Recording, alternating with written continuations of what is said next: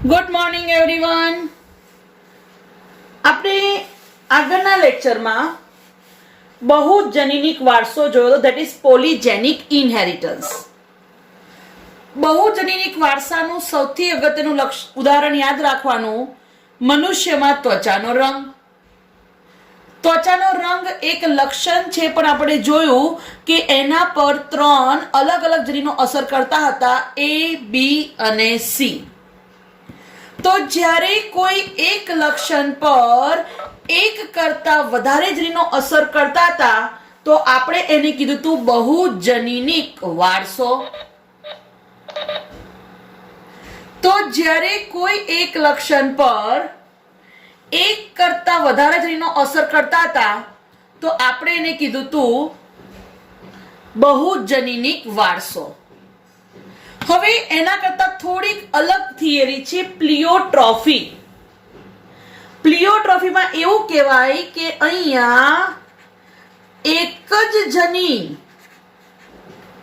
પણ એની અભિવ્યક્તિ અનેક લક્ષણો પર થાય છે. જનીન એક જ છે પણ એ અનેક લક્ષણો પર અસર કરે છે. જો બહુવિકલ્પીમાં કેવું હતું, લક્ષણ એક, એના પર અસર કરતા જનીનો અનેક. પ્લિયોટ્રોફીમાં કેવું છે, એક જનીન પણ એક જનીન એક કરતા અનેક લક્ષણો પર અસર કરે છે. એક હું તમને એક્ઝામ્પલ આપી દઉં કે જેમ કે ડ્રોસોફિલા જે માખી છે, આ ડ્રોસોફિલા એનું જનીન એ અવશિષ્ટ એટલે આપણને ખબર છે કે ટૂંકી પાંખો માટે જવાબદાર છે. તો ડ્રોસોફિલાનું જનીન ટૂંકી પાંખોના લક્ષણનું તો નિયમન કરે જ છે, પણ આ ઉપરાંત આ જનીન અન્ય લક્ષણોનું પણ નિયમન કરે છે, જેમ કે પાંખો પાછળ રહેલી સમતુલન કરતી નાજુક પાંખોનું, દ્રઢ લોમો એટલે એના પર તાતના જેવા રચના આવેલી હોય, દ્રઢ લોમો. જેમ કે આપણને ખબર છે કે પેશની શક્તિમાં તાતના હોય, દ્રઢ લોમો. પછી જ્યાં શ્વસન માર્ગ હોય ત્યાં દ્રઢ લોમો હોય, વાળ જેવા હોય, જે અંદર કચરાને પ્રવેશતા અટકાવે. પછી ચાડની રચનામાં દ્રઢ લોમો હોય. પેશનીમાં ખબર છે ને, દ્રઢ લોમોથી રચાતી ચાડની જેવી રચના હોય. પછી શુક્ર સંગ્રહાશય એની રચનામાં, અને ઓછા ઈંડા મૂકવાની બાબત. તો જુઓ, જનીન એક જ છે પણ આ બધા લક્ષણો નિયમન કરે છે. માટે આ જે ઘટના છે, આ ઘટનાને કહેવાય પ્લિયોટ્રોપિઝમ. આ જનીનને કહેવાય પ્લિયોટ્રોપિક જનીન. બરાબર, ખ્યાલ આવી ગયો? અને જનીનોની આવી ક્ષમતાને કહેવાય પ્લિયોટ્રોપી. આ તો એક મેં એક્સ્ટ્રા એક્ઝામ્પલ તમને કીધું કે ભાઈ આવું હોઈ શકે. બરાબર. હવે ખાસ ધ્યાન રાખવાનું કે આનું એક બીજું ઉદાહરણ છે ફિનાઇલ કીટોન્યુરિયા. બરાબર, જે ખરેખર ચયાપચય ખામી છે. ફિનાઇલ કીટોન્યુરિયા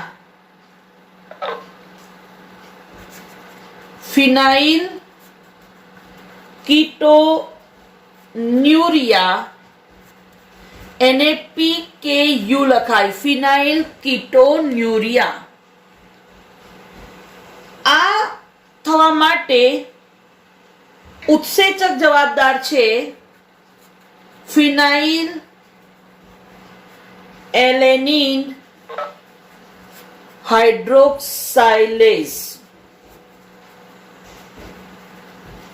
ફિનાઇલ એલેનાઇન હાઇડ્રોક્સાઇલેઝ. બરાબર. તો આ ફિનાઇલ કીટોન્યુરિયામાં શું થાય છે? તો જે ફિનાઇલ એલેનિન છે, આ ફિનાઇલ એલેનિન એનું રૂપાંતર થાય ટાયરોસિનમાં. ફિનાઇલ એલેનિનનું રૂપાંતર થાય ટાયરોસિનમાં. જવાબદાર ઉત્સેચક ફિનાઇલ એલેનિન હાઇડ્રોક્સાઇલેઝ.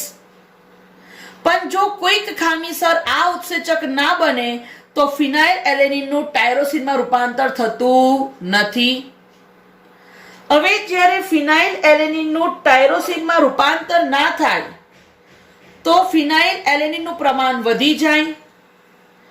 આ ફિનાઇલ એલેનિન ફેરવાય શામાં? ફિનાઇલ એલેનિન પાયરુવિક એસિડ. જે ક્યાં જમા થાય? મગજમાં.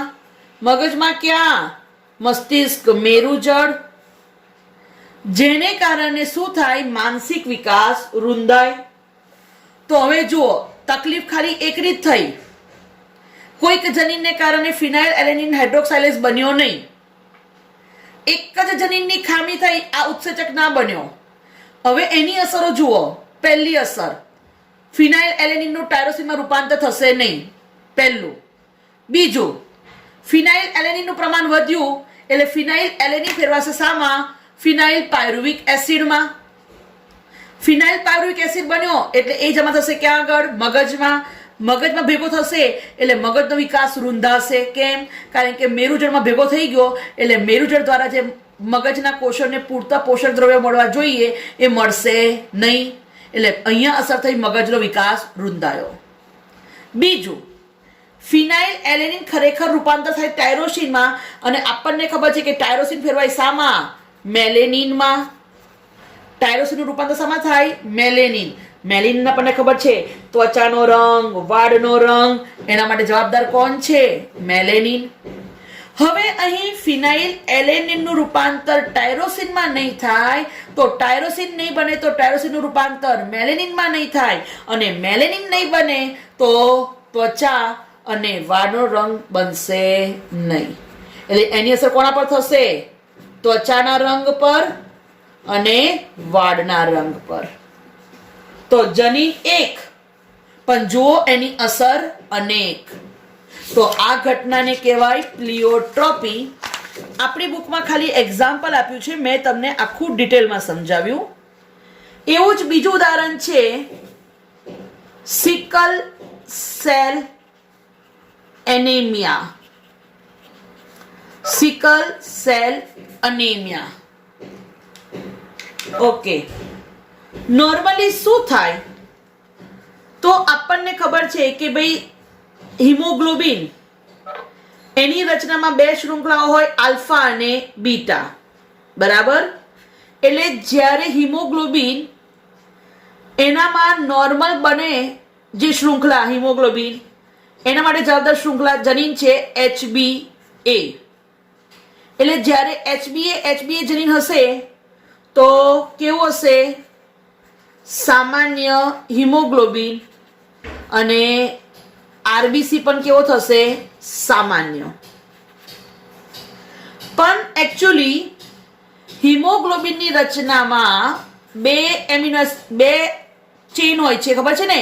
બે આલ્ફા અને બે બીટા. પોલીપેપ્ટાઇડ શૃંખલાઓ કેટલી હોય? HB ના બંધારણમાં બે આલ્ફા અને બે બીટા. હવે હિમોગ્લોબિનની રચનામાં બીટા શૃંખલામાં જે પણ એમિનો એસિડ છે, આ એમિનો એસિડમાં છઠ્ઠા નંબરનો એસિડ જે છે ગ્લુટામિક એસિડ,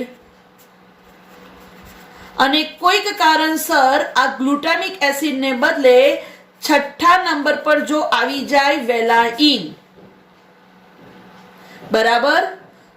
હિમોગ્લોબિનની બીટા શૃંખલામાં છઠ્ઠા નંબર પર હોવો જોઈએ એમિનો એસિડ ગ્લુટામિક એસિડ, એના બદલે જો વેલાઇન આવી જાય, કયા નંબર પર? છઠ્ઠો. કોણ હતો? Glutamic acid. કોણ આવી ગયો? વેલાઇન. એક માઇનોર ચેન્જને કારણે, એક વિકૃતિને કારણે એને કહેવાય પોઈન્ટ મ્યુટેશન. આગળ આવશું તમને સમજાવીશ. એક એમિનો એસિડનો ક્રમ બદલાઈ જાય છે એક ન્યુક્લિયોટાઇડના ક્રમ બદલાવાથી. બરાબર. તો એકચ્યુઅલી 6થા નંબર પર ગ્લુટામિક એસિડ, એના બદલે આવી જાય છે વેલાઇન. બરાબર. એટલે ખરેખર હોય છે GAG અને ફર્ક થઈ જાય છે ખાલી GTG. એને બદલે T આવી ગયો ખાલી 6થા નંબર પર, બાકી બધું જ સેમ.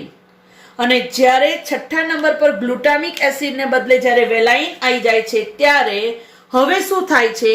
તો જે રક્તકણ છે એ રક્તકણ પોતાનો દ્વિઅંતર્ગોળ આકાર ગુમાવે છે. અને કેવા બને છે? તો દાંતરડા જેવા આકારના. કેવા બને? દાંતરડા આકારના. દાંતરડું એને જ કહેવાય સિકલ. અને સેલ એટલે કોષ. કોષ બને છે દાંતરડા જેવા આકારના, ધેટ ઇઝ સિકલ સેલ. હવે જ્યારે રક્તકણ દાંતરડા આકારના બને છે એટલે O2 નું વહન કેવું થશે? ઓછું. કેમ? કારણ કે રક્તકણ પોતાનો ચોક્કસ આકાર હશે તો ઓક્સિજનને ગ્રહણ કરશે. હવે તો એનો આકાર જ બદલાઈ ગયો એટલે હવે એ ઓક્સિજનનું વહન કરી શકતું નથી. અને વાહિનીઓમાં, જેમ કે આ રુધિર વાહિની છે, તો પેલા તો દ્વિઅંતર્ગોળ રક્તકણ હોય ને તો સહેલાઈથી વહન પામે, પણ આ તો દાંતરડા જેવા આકારના બની ગયા. એટલે શું થાય છે? અવરોધ કરે છે રુધિર વાહિનીમાં. એટલે શું કરે? ક્લોટિંગ કરે, ગાંઠ કરે. બરાબર. અને જો આ ક્લોટ તૂટે તો રક્તકણનો નાશ થાય. ક્લોટ તૂટે તો RBC નો નાશ થાય. તો કેટલી તકલીફ પડી ગઈ કે બસ જસ્ટ ખાલી એક એમિનો એસિડ ના બન્યો તો એના કારણે પહેલું રક્તકણ આકાર ગુમાવે, બીજું રક્તકણ કેવા આકારના બને? દાંતરડા આકારના, ત્રીજું O2 નું વહન ઓછું થાય, ચોથું ક્લોટ થાય, ક્લોટ તૂટે તો પાંચમું નુકસાન RBC નો નાશ થાય. બરાબર. અને સૌથી પાછું અગત્યનું કે ખરેખર સ્ફેરેડન પ્રોટીન બનતું નથી. સ્ફેરેડન પ્રોટીન ન બને અને એટલા માટે આકાર કેવો બની જાય? દાંતરડા જેવો બને. એટલે હજુ એક નુકસાન, સ્ફેરેડિન પ્રોટીન બનતું નથી. ખ્યાલ આવી ગયો? ક્લિયર. અને જેનામાં ખામી હોય એનું બંધારણ હશે HBS, sickle cell anaemia. S for sickle cell, A for anaemia અને S for sickle cell anaemia. Clear? તો આ થયું તમારું પ્લિયોટ્રોપી. બરાબર. જનીન એક પણ એક કરતા વધારે લક્ષણો પર અસર કરે. મેં તમને એક્ઝામ્પલ થોડા ડિટેલમાં સમજાવ્યા છે અને એક બે એક્ઝામ્પલ એક્સ્ટ્રા લીધા છે કે જેથી તમારો કન્સેપ્ટ ક્લિયર થાય.